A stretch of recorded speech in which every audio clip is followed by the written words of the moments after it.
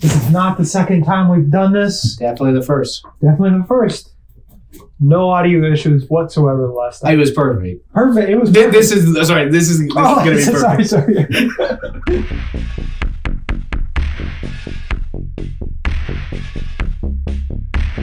Hello, everyone. Welcome back to another tier list episode. We're calling it Real Tears. No, it wasn't funny the first time, but I'm going to keep with it.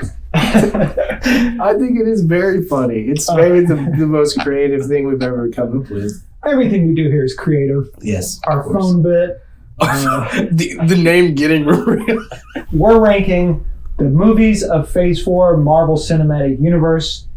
Still waiting on Guardians of the Galaxy Holiday Special for the TV shows and specials. Let's go with Black Widow. What do we think about this and where are we going to rank it? Okay.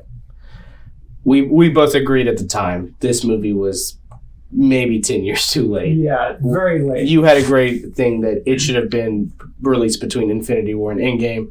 Makes that sacrifice so much better. And I agree. And I think even going back now, I'm being like, yeah, it just feels like it's fun. It's enjoyable. The characters are great. The family aspect of it. Scarlett Johansson, of course, is awesome.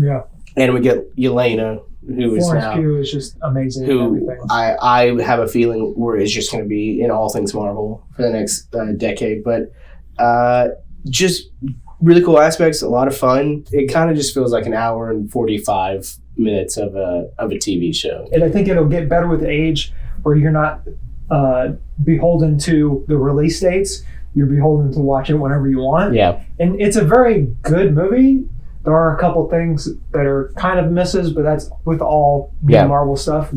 Most of their characters are already confirmed for the Thunderbolts. So it will be interesting to see that this is almost Thunderbolts will be very like Black Widow sequel-esque. Like they'll never get a Black Widow sequel, but like this is what it'll be. So that's interesting. And just also we got to talk about how one of the most depressing, hard-hitting opening credits of an MCU. Well, I don't know if it'll ever be topped. Oh my gosh. But man, I'll never forget my wife turning to me and being like, ooh. Well, I think we're going to rate that C, right? I think C. And it's mostly because it should have been released earlier. Yeah, and keep in mind, like, we've enjoyed most of these movies. Like, Phase 4 for us was, a pretty solid, phase. But we got to fill the list somehow. Yeah. They can't all be S tier. Next, we go to Shang-Chi and the Legend of the Ten Rings. And this movie is just a fun ride.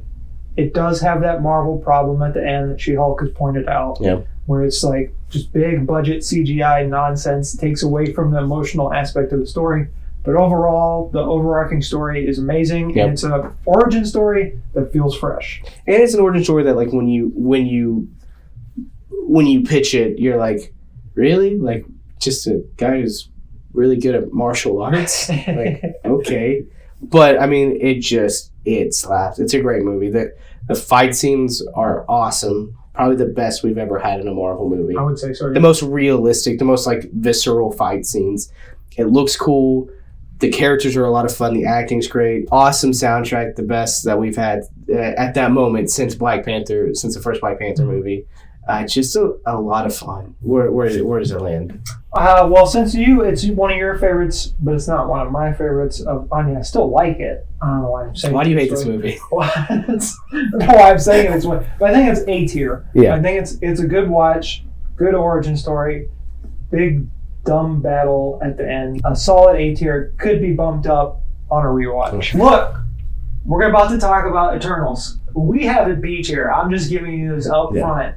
Trigger warning. Yeah, this is a content warning for sure. This is B tier. We go back to our review if you want to. We really enjoyed it. There are problems with it. The deviant plot line is just bizarre and probably could have been cut, even though it's integral to the story of the Eternals. Overall, this movie is just a vibe. Yeah. Like, the cinematography. It's a sad boy vibe. Yeah, it's a sad boy vibe, and like you said in our unaired version of this one, it is very much like it's something that Marvel fans were not ready to deal with. If we could say anything about Phase 4, just so many good characters, so many great performances, And Eternals is just chock full of them. Yeah. Next, we got Spider-Man No Way Home. I mean, it made $1 gajillion. It's a nostalgia bomb. Yep. It's as good as people say it is. It's just a great movie with great villains, great actors. It is what you want in a Spider-Man movie. Oh, they wouldn't shut up about it. It's like also somehow the most like leaked movie in the like so many leaks. But still so surprising at the same time. Like we all knew that Toby and Andrew were coming back. Yeah. No, they're definitely not in it. Also, props to Andrew Garfield for going that long and be like, I have no idea what you're talking about. More than anything, it's driven by nostalgia. It's driven by nostalgia. I said this maybe in a video that will never see the light of day, but I'll say it again. I think Into the Spider-Verse did a lot of heavy lifting for this movie to even happen, and it takes some of the same kind of beats as it, what is an origin story, why everyone has one, what is a hero kind of thing, and so it's not like it's an incredible movie and I love it. I feel weird even like talking bad about it. So why do you hate this? Why do I hate this movie? I hate this movie because but I think, and I love where it ends up. That last 5 minutes, they're so good. I mean, the whole movie's good, but the last 5 minutes are like, oh my gosh, like we're gonna see Spider-Man. Like no one knows who he is. He's gonna go work at the Daily Bugle. This is the Spider-Man we all recognize. And it's like, it's over though. And I'm like, oh man, I really, really, really want that movie. And we said it's away. I would put it S tier. I don't know if you'd agree with me. Maybe you might bump it down to A. Yeah, and also I think it's just a little silly that like all this starts because he's like, I didn't get into MIT, it's a very Spider-Man thing. I know, but like when it's just this huge crossover, it's like college, man, and you're just like, yeah, just talk to someone, like that leads us right into Mom, Multiverse of Madness. Yes, it is a movie about a mom just scorned by the world. Yeah. This and Love and Thunder are probably the most divisive of the movies. Yeah. I mean, obviously people don't like Eternals, we do, but this one people didn't like where the characters went. Like obviously Doctor Strange changes throughout the movie. Yeah, personally, yes. Personally, yeah. America Chavez changes. Yeah. But Wanda is sort of, it's like a 50-50 thing. It's like, did she really learn her lesson, or is she just accepting responsibility at the end of the movie? I love that they give us these like cameos, these huge cameos, and just like, yeah, we're gonna kill them off. I love the boldness of Feige to be like, hey, John Krasinski's Mr. Fantastic. You've all wanted it. Well, now he's dead, and he's not coming back. And I think it really sells the multiverse saga because Phase 4 is the start of it. It really sells the home like, oh, anybody can actually die. Yeah. Like, we're not going to see any deaths in our main MCU timeline for a while, but, I mean, a lot of people are going to die. Yeah, I love the vibes. I love the horror. I love the directing. The acting is all great. It just felt a little like, that's it. I think I also just wanted more multiverse. I wanted more madness of multiverses. That's the problem coming like 2 weeks out after everything everywhere. Yeah, and it's kind of, it really is hard to be like, well, we don't want a whole movie of that. And I'm like, well, clearly people do. So this is one of those cusp ones where it's like, I would put it A, you would probably put it B. Yeah. So we're just going to, for convenience, we're going to put it as an A. Okay, that's fine. Okay. Next, we're talking about Thor, Love and Thunder, which we've discussed already in our review that it feels like a miss. Like, we know Korg's telling the story, so he's going to joke it up a little bit. Thor is going through a depression of sorts and trying to come out of that, so of course he's going to deal with that with comedy. Yeah. So there are things that make sense with the way the storytelling is going, but Jane Foster as Mighty Thor should have her own movie. Yes. Gore the God Butcher should have been expanded in some way. There are two types of MCU movies, I think. There are MCU movies that are very strong character-based movies with a weaker villain, and then there are those ones that just have like awesome villains. And this one needed a smaller villain, more focus on the story, and they're like, no, we're gonna have two cool things. And sometimes too much cool is just not cool. There are good things. Yeah. I love the bit where all the kids get the powers. I think it's very fitting in in a Mighty Thor storyline. I like Eternia. Eternity. Place with all the gods. Yeah, Eternia is from. It's like for me, man. I think. But it's like, yeah, there are really, like, I love all the god stuff. I love love Russell Crowe's weird Zeus. I love that that Roy Kent is now our Hercules, but also I don't know if that's going anywhere. I think that's the problem. In some ways, I'm like, what are we doing? We're gonna put that at a C. Yeah.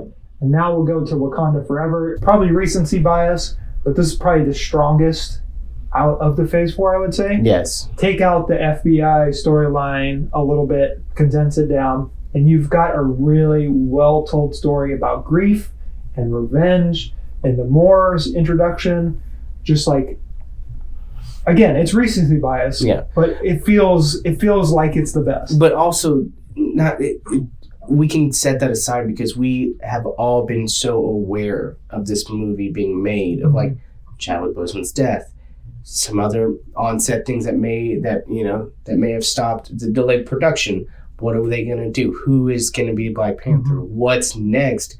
Ryan Coogler being like, this very auteur director coming back and doing this big sequel, even though, and he's got so much up against him. So we are all very like in the know of what this movie was supposed to be and what it needed to be. And it just had a huge hurdle to overcome, and it did. And so I think that alone really like pushes it above all the rest. And I mean, it looks fantastic. Oh, it's so it good. Sounds fantastic. It just really is. I feel like this is a movie that has been so in the public consciousness from two before it was even being made. Yeah. So to overcome and like meet those expectations, like that's huge. So we're probably gonna put that S tier.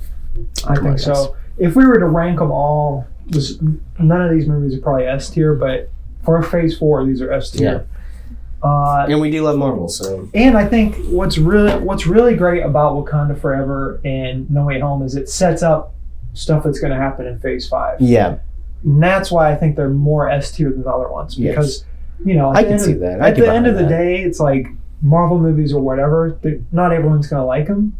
And that's okay. And some just watch the ones that they want to watch. Like, and also these are the two movies that probably appeal to the most people. Exactly. Yeah. You don't need to watch 30 movies to love Wakanda Forever.